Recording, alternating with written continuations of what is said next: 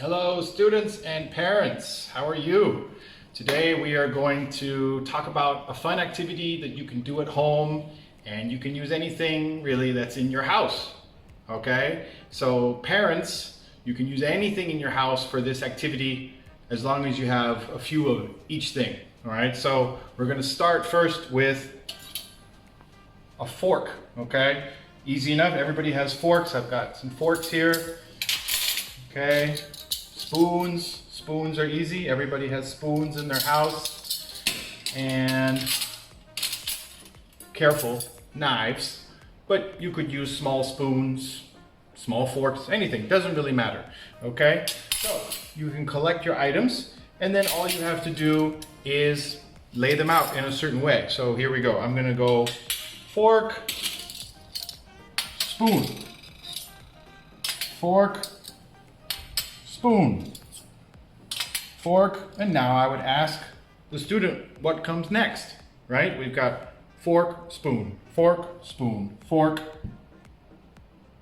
spoon. Okay. Yes, right? So this creates a pattern, okay? And there are many things that we can do with the pattern, right? We can ask the student to keep going. Okay, fine. Another fork, spoon. Another fork, spoon. We have our pattern here. Okay, now we can collect everything again, no problem. And now we can make it a little bit more complicated. We can give the student this pattern. Fork, fork, spoon. And then let the student choose what to put next. What should go next here? We have fork, fork, spoon. And let the student think about it. Okay. Fork, fork, spoon. Okay? Easy. Maybe we want to make it a little bit harder. We can use our knives. We can go fork, spoon, knife. Right? Here's our pattern. Fork, spoon, knife. If you have a younger student, maybe you have to help them a little bit and put this here so that they can try to follow it. And you'll have to tell them, fork, spoon, knife. Fork, spoon. What goes here? You come back. Fork, spoon, knife. Fork, spoon, knife. Fork, spoon, knife. And again, you don't have to use a knife. You could use a small spoon. So you would have big fork, big spoon, small spoon. Big fork, big spoon, small spoon. Okay? And again, we can repeat the pattern. Fork, spoon, knife. Okay? So this is very easy. Right? You can keep making different patterns for your student. Maybe you have this. Here's a new pattern. Fork, fork, spoon, knife. Okay.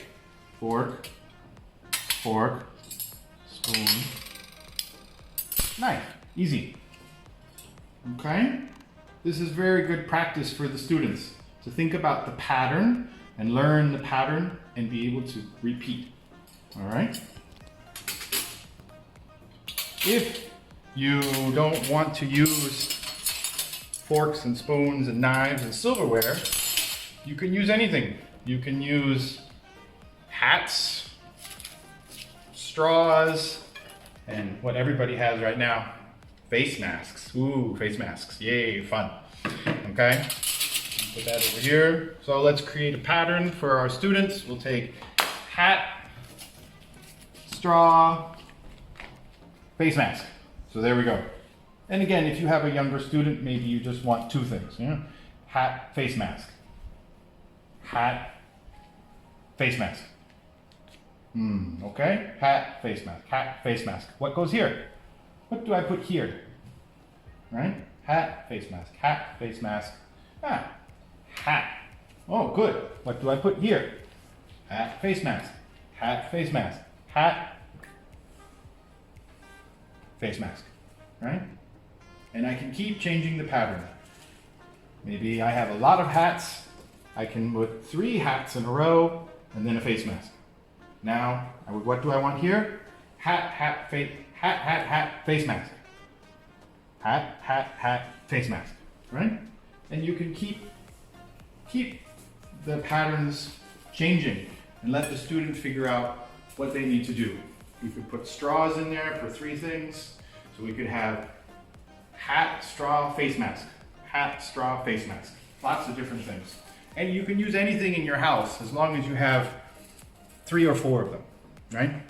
If you have coins in your house, everybody has coins in their house, right? Money, yeah, easy, right? Now we can create a pattern with coins. So, and this is a good way for your student to learn the coins. 1 baht, 2 baht, 5 baht. So here's our pattern. 1 baht, 2 baht, 5 baht. Okay, here we go. 1 baht, what goes here? 1, 2, 5. 1, 2, 2. 1, 2, 5. 1, 2, 5. Yes. And let the student go find the 5 baht coin, right? Let them figure out which coin it is. Let them look at it and figure out this is the 5 baht coin. You have 10 baht coins, that's good. Right? So now we have a real pattern. 1, 2, 5. 1, 2, 5. 1, 2, 5. Right? Good way for the student to practice. Patterns, money, and if you have a lot of coins in a big bowl, this is a good way to sort them, because now you can take all of your 1 baht coins and all of your 2 baht coins, put them together, and all of your 5 baht coins. Okay? For older students, you can make the pattern more complicated. And here's our pattern. 1, 1, 2, 2, 5, 5. Okay. What goes next? 1, 1, 2, 2, 5, 5. Okay. 1, 1, 2, 2, 5, 5. Okay. If you want to make it really complicated for older students, okay, or any student, we can make it much more interesting. Do something like this. And here's our pattern. 1, 2, 1, 2, 5. 1, 2, 1, 2, 5. So there's our pattern. And you can make it harder, you can make it easier.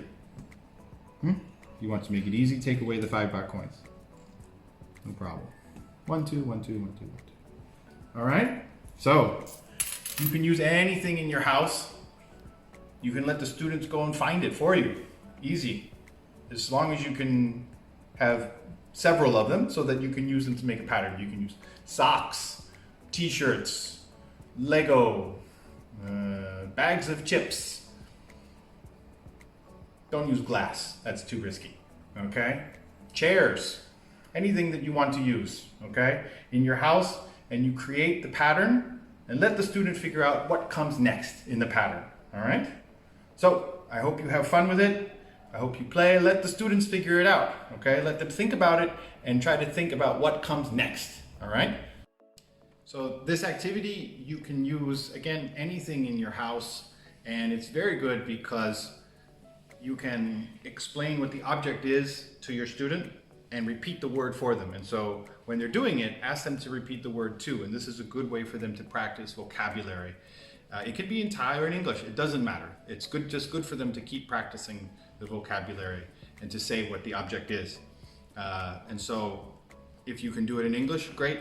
If you do it in Thai, no problem, okay? So for example, sock, shirt, sock, shirt, sock, shirt, right? And there's your pattern, sock, shirt, sock, shirt, sock, shirt.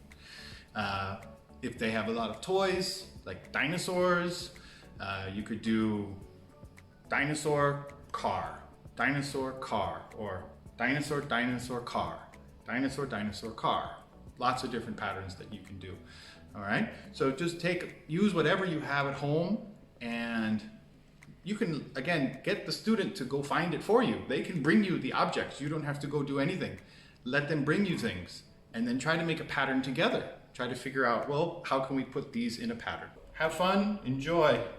See you soon. Sawasdee krap.